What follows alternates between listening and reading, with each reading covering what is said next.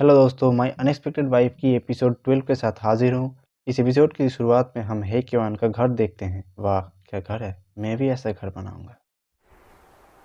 चल झूठा। अब हम डॉक्टर क्वीन को देखते हैं जो हे क्योआन के घर के बाहर को देखकर अपने मन में कहती है क्या सुंदर आंगन है। अब हे क्योआन के mom and dad doctor queen से कहते हैं हेलो क्वीन, तुम कैसी हो। डॉक्टर क्वीन कहती है अंकल आंटी, ये मेरे डैड और मॉम की ओर से कुछ प्रेजेंट्स हैं, मुझे आशा है कि आप इन्हें पसंद करेंगे। अब हे क्योआन की मॉम कहती है तुम्हारे मॉम डैड बहुत अच्छे हैं और तुम अपनी जर्नी से थक गई होगी, प्लीज़ अंदर आओ और आराम करो।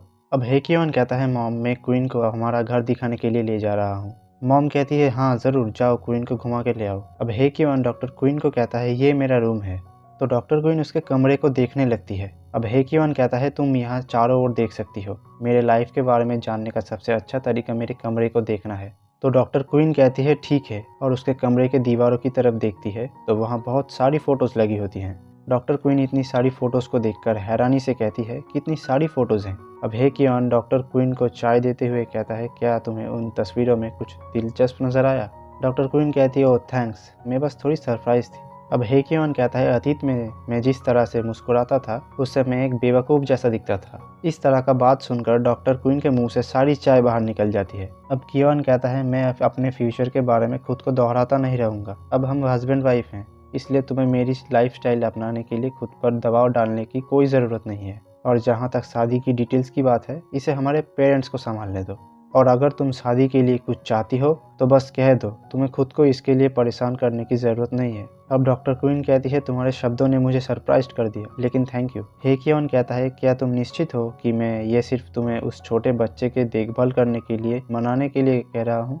डॉक्टर क्वीन कहती है क्या तुम्हें लगता है कि मिडिल स्कूल में मैंने जो साइकोलॉजिकल क्लास ली वो बस क्रेडिट के लिए थी। हे क्योआन कहता है ठीक है, मैंने हमारे डॉक्टर क्वीन को अंडर एस्टिमेट किया। डॉक्टर क्वीन कहती है जूनियर कहाँ है, वो यहाँ नहीं है। हे क्योआन कहता है कि वो पिछले कुछ दिनों से मुझसे सामना करने की हिम्मत नहीं कर रहा है। ये बात सुनकर डॉक्टर क्वीन थोड़ा परेशान हो जाती है। अब हे क्योआन कहता है चलो घर के पीछे भी देख लो, तुम्हारे ससुराल वालों ने वहाँ बहुत कुछ लगाया है।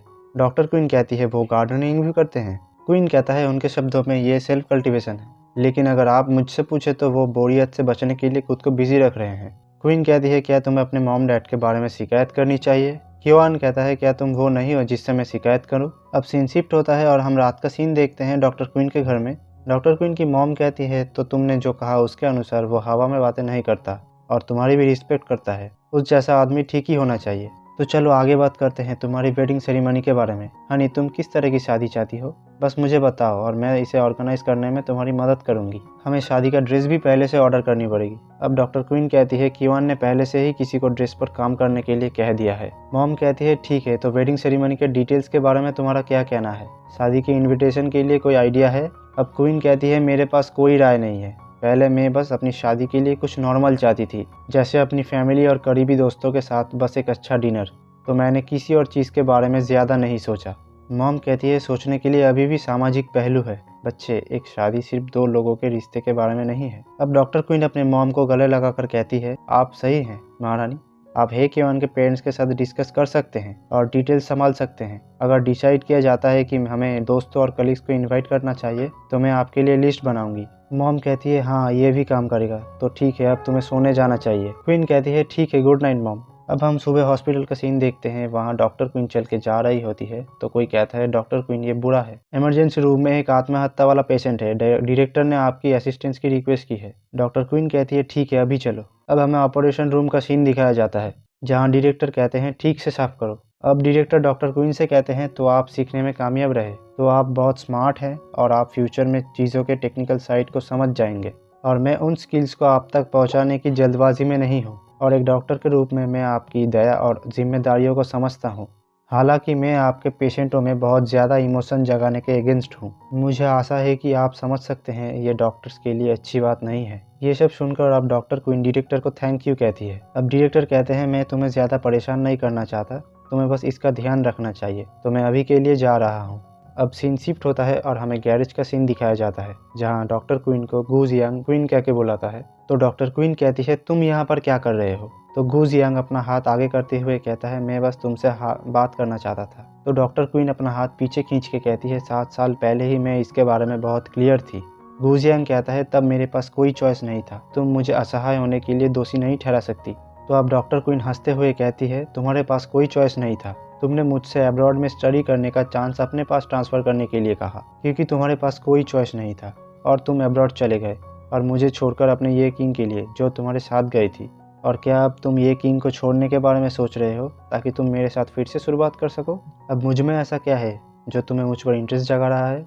अब गुजियांग कहता है मैं हमेशा तुमसे प्यार करता रहा हूँ। तभी डॉक्टर क्वीन उसे रोककर कहती है अगर मैं बस एक नॉर्मल फिजिशियन होती और मेरा हे क्योन के साथ कोई रिलेशनशिप नहीं होता तो क्या तुम तब भी ऐसा ही बर्ताव करते? और जहाँ तक ये किंग की बात है और जहाँ तक मैं जानती हूँ उसने तुम्हें किंग सिटी के सबसे अच्छे हॉस्पिटल में जॉब दिलाने के लिए अपने पापा के कनेक्शन का इस्तेमाल किया था और अब तुम बस उसे छोड़ने जा रहे हो।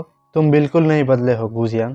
ये सब बोल के डॉक्टर क्वीन कार लेकर वहाँ से चली जाती है। अब गुजियांग डॉक्टर क्वीन को जाते देखकर अपने मन में कहता है बकवास, क्वीन मेरे साथ बहुत बेरुखी से पेश आ रही थी और उस हे क्योन ने भी ये कहा है कि वो मुझे सबक सिखाएगा और फ्यूचर में हॉस्पिटल में काम करना मेरे लिए मुश्किल होगा। अब हम देखते हैं डॉक्टर क्वीन के फ़ोन में हे क्योन का कॉल आता है तो डॉक्टर क्वीन फ़ोन उठा के हेलो कहती है तो हे क्योन कहता है क्या किसी ने तुम्हें परेशान किया? तो डॉक्टर क्वीन कहती है मेरा एक्स। अब हे क्योन कहता है वो अब भी इतना बेशर्म है कि खुद को तुम्हारे सामने ला सके।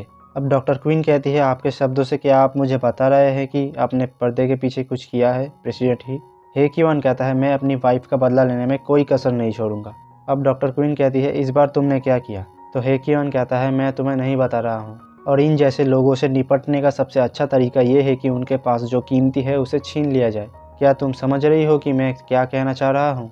तो डॉक्टर क्वीन कहती है इसलिए मुझे देखकर उसे वो नहीं मिला जो वो चाहता था और उसने तुम्हें नाराज़ भी किया। गुजियांग इतना स्टूपिड नहीं हो सकता है ना? अब हे क्योन कहता है ठीक है, उसने तुम्हें डंप करने का डिसीजन उस बेवकूफ़ की वजह से लिया। फिर ये संभावना है कि बस एक ऐसा काम हो सकता है जो उसने सही किया, नहीं तो मुझे इस तरह के खजाने को खोजने का मौका कैसे मिलता?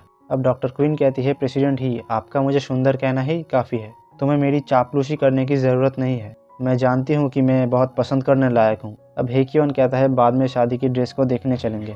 डॉक्टर क्वीन कहती है क्या वो पहले ही ख़त्म हो गया है? हे क्योन हाँ कहता है। अब हमें ड्रेस बनाने वाली शॉप का सीन दिखाया जाता है जहाँ स्टाफ कहता है हेलो सर, आपके आइटम तैयार है। अब हम देखते हैं डॉक्टर क्वीन जूनियर को देखकर हैरान हो जाती है। जूनियर अब सोफे पर बैठ के क्योन की तरफ घूरता है और हे क्योन भी उसे घूरता है। अब जूनियर सोफे से उठकर डॉक्टर क्वीन के पास जाकर उसे गले लगा लेता है। डॉक्टर क्वीन मुस्कुराकर जूनियर के सर पर सहला रही होती है तभी स्टाफ कहता है प्रेसिडेंट ही और मिस किन, ड्रेस तैयार हो गई है, क्या आप इसे अभी पहनना चाहते हैं? हे क्योन कहता है बस इसे बाहर निकालो। स्टाफ कहता है हाँ सर ये रहा। डॉक्टर क्वीन और जूनियर उस बॉक्स को देखकर बहुत हैरान होती है और डॉक्टर क्वीन कहती है आप बहुत कुशल है प्रेसिडेंट ही। हे क्योन कहता है मेरा एकमात्र गलती बहुत अमीर होना है और जाकर देखो कि क्या ये फिट है, अगर नहीं तो हम इसे बदलवा देंगे। अब डॉक्टर क्वीन मुस्कुराकर ड्रेस पहनने के लिए चली जाती है। अब डॉक्टर क्वीन ड्रेस पहन के आती हैं तो उन्हें देखकर जूनियर और हे क्योन हैरान हो जाते हैं और हे क्योन कहता है इसे पहनकर तुम बहुत खूबसूरत लग रही हो। तो डॉक्टर क्वीन शर्माकर क्योन को थैंक यू कहती है। अब क्योन कहता है बाकी ड्रेस भी तुम पर शूट करेंगे तो तुम उन्हें भी क्यों नहीं ट्राई करती। इसी के साथ ये एपिसोड यहीं पर ख़त्म होता है। अगर वीडियो अच्छा लगा तो कमेंट कर दीजिएगा और चैनल पर नए हो तो प्लीज़ सब्सक्राइब कर दीजिएगा। अब आपसे मिलता हूँ नेक्स्ट एपिसोड में, तब तक के लिए बाय बाय।